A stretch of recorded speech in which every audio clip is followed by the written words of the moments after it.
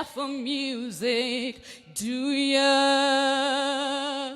It goes like this: the fourth, the fifth, the minor chord, and the major lift.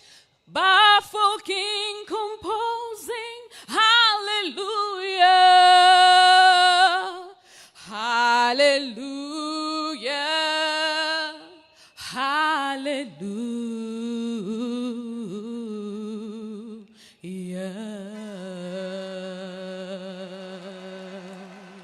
Rest in peace, Baba. Asanteni sana. Thank you. Thank you, thank you. Yeah, so now I'll have to say something. By the way, this is the most difficult eulogy that I have ever made. I'm not a guy, Akinyi, for the first time, I'm in Jokatekna. My father used to call Oburu Wod Komolo Ondugu, and he used to call Raila Wod Luo. So then quickly the names changed to Wodi and Aluo. So me, I grew up knowing Raila as Aluo. Oburu was mostly away in school in South Nyanza. He didn't spend much time with us. But Raila would be left to look after us, to cook for us whenever my mother was away. And then Oburu said the other day that Raila lived news, even from the time he was a little child. Let me tell you, whenever he was left to look after us, and he's going to cook and it's news time, he would put me there to listen to news and then tell him later what had been said. Can you imagine? I'm supposed to listen to the radio, to the news, and when he comes, I'm supposed to tell him what was said in news. I was not more than 6 years old, I'm sure. I would hear the name of the newscaster. He was called Cosmas Bala, or what they call Work. And then I used to hear the name Accra, Ghana. And then I used to hear an advertisement, Vaseline hair tonic. But my English was poor. So when he came, I would only tell him those things. But then I would say, Vaseline hair tonic instead of Vaseline hair tonic. And then Oburu will tell you maybe how Raila was strong-headed. In school, there was a rule that when you are caned by the teacher, you were supposed to get up, salute, and say, thank you, teacher, which he refused to do. Every time he would get up, walk away, saying things about the teacher, maybe just mumbling, and the teacher would call him back, cane him again, until the teacher gave up. Maybe Oburu will tell you more. Then,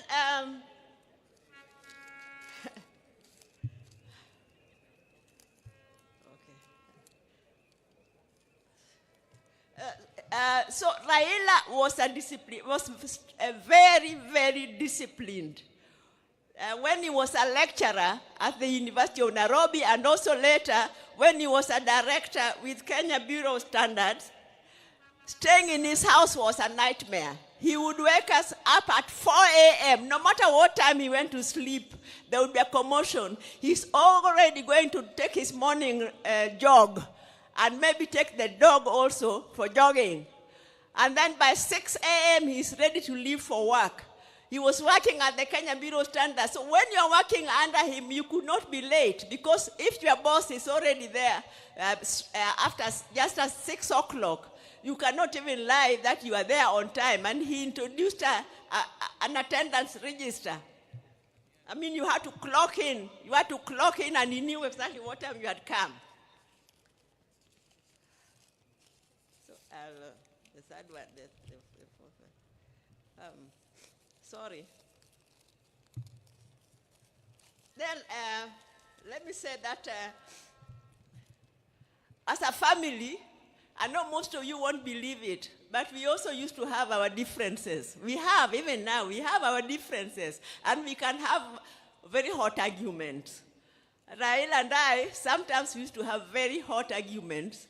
you'll see that when he's he's trying to explain some of even his political moves, he'll be looking at me because he knows me, I would not spare him. I used to tell him whether he wanted to hear it or not. So one time he came to my house, and then we were having a hot argument until my maid thought we were going to exchange fists. And he went to the toilet. I could hear him. Bororiet kuro. Go walk. Bororiet which going back to the cat.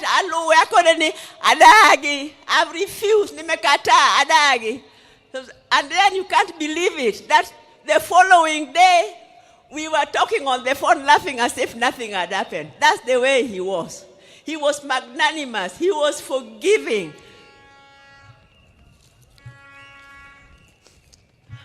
So what I want to say is, because I know the overwhelming love that Raila was received, many, he is very happy. But Raila, because he was so compassionate, I'm sure the only thing that is making him unhappy is that some of the people who came to receive him back got hurt by our security organs. I know you are supposed to be peaceful, but even our security organs, surely, you are well trained. You should be able to control a rowdy crowd without killing them, without shooting them, without hurting them.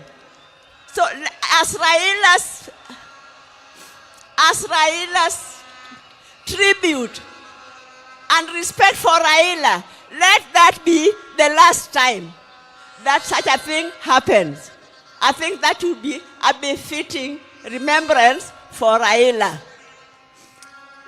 Let me just say that there are a few people. Ogeta, Morris, your father, you were behind him. Even at the last minute, the last talk, the last jog, the last step he took, you were behind him. Winnie Chogo, thank you very much for being with your dad when he was sick. As for Adhiambo Nyakamami, Ruth, I don't know what to tell you. We planned with you together that you should rush to India and take care of Raila, and you are updating me every day, several times a day, and even that last day, when you told me he had collapsed, you kept on calling me. I was the first person you called until the last minute when you called, and now you are just crying. You did not talk, you were crying. So the two of us, we just wept. We wept for the second last son of our mother, Mary. Now, Workomolondugu, Oburu, you have been guiding us very well as a father. Please, I know that is your best friend and he has gone, but you please continue keeping us together as a family. Mama Ida, you are a strong lady and you have a beautiful family. Please continue putting us all together. I think that Odinga Tieko. Thank you very much.